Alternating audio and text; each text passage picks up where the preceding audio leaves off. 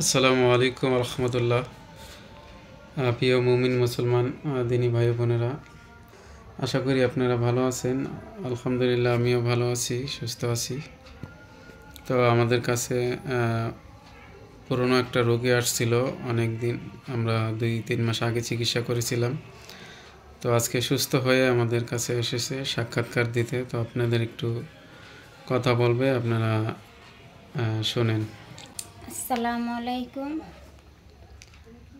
আমি অনেক অসুস্থ ছিলাম। আমি অনেক জায়গায় গেছি, আমি সেখানে ভালো হই নাই।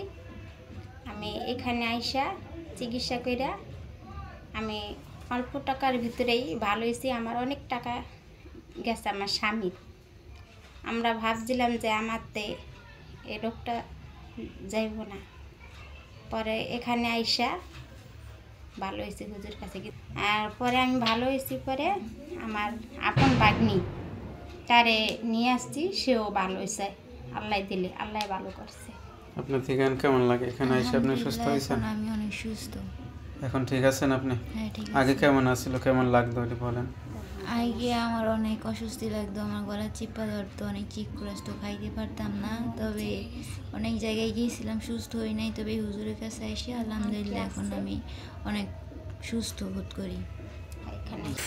দেখ, আলহামদুলিল্লাহ, আমরা আসলে এরকম টাকা খরচ নেই না, যতটুকু খরচ প্রয়োজন হয় এতটুকু নেই। আপনাদের যদি কারো এই ধরনের আত্মীয় স্বজন বা ভাই বন্ধু কারো যদি জিন জাদুর কোনো সমস্যা থাকে, তাহলে অবশ্যই আমাদের সাথে যোগাযোগ করতে পারেন। আমাদের স্ক্রিনে দেওয়া নাম্বার দেওয়া থাকবে।